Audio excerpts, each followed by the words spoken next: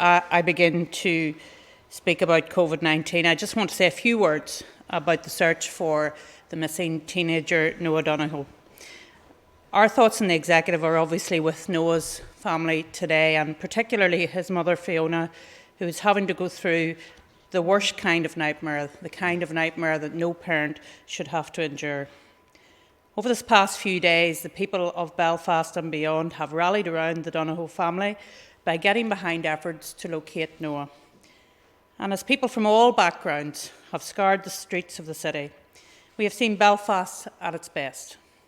We know all of you will continue to work with the police as they try to locate Noah. And I would appeal to those of you who have unoccupied houses to check them, as well as garages, gardens or outhouses in the north of the city, just in case Noah is there.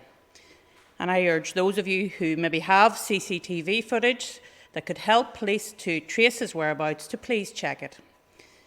In the meantime, I send my prayerful support to Noah's family and friends to stay strong in what I can only imagine is the most distressing of situations.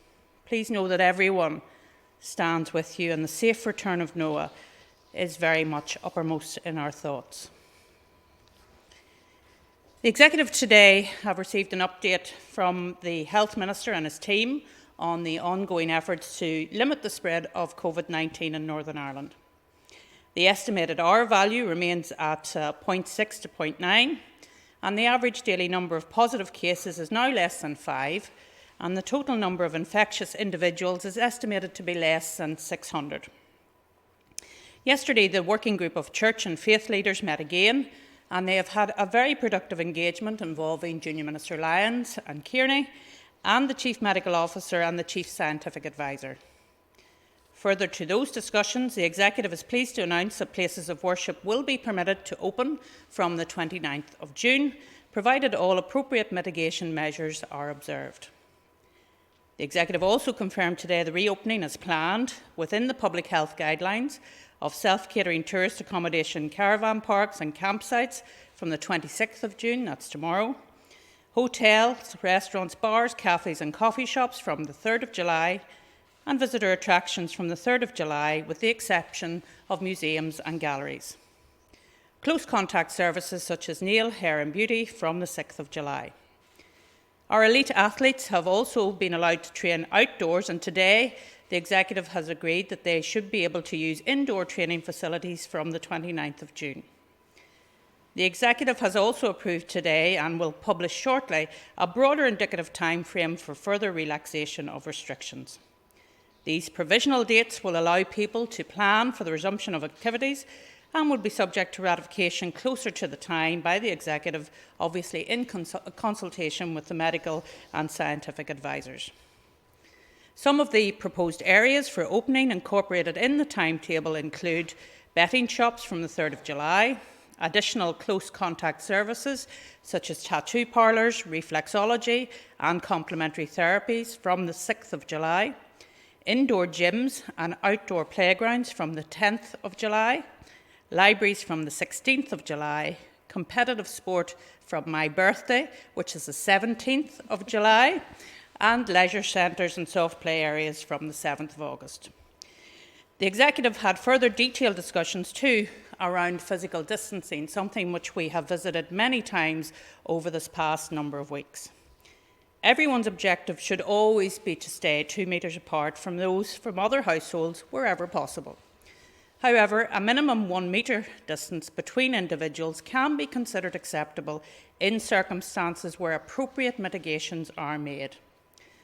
This issue, of course, is of particular relevance to the hospitality industry, and we will need to work closely with that sector to make sure that we can work out the appropriate mitigations for that industry.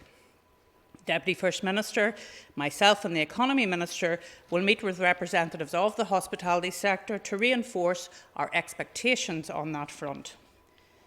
All of the relaxations announced by the Executive in recent days have been brought about by the efforts you have made to keep yourselves and indeed others safe.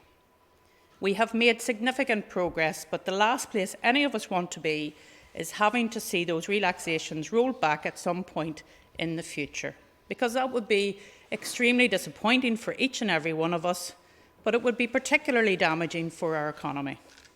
Northern Ireland is opening up again. However, there is an onus on all of us not to ease up the fight and the vigilance against COVID-19. We must continue to be alert and sensible in how we act. To unlock the other relaxation signal today will require the same self-discipline you have all shown since March of this year. It will require you to exercise the freedoms you have regained sensitively and responsibly. And when in public, you must be conscious at all times of the threat of COVID-19.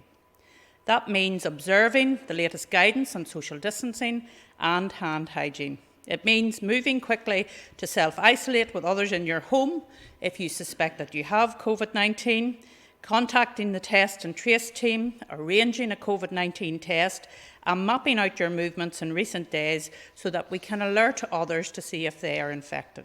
It means ensuring that your business has appropriate signage, social distancing measures, protective measures in place for your staff and for your customers.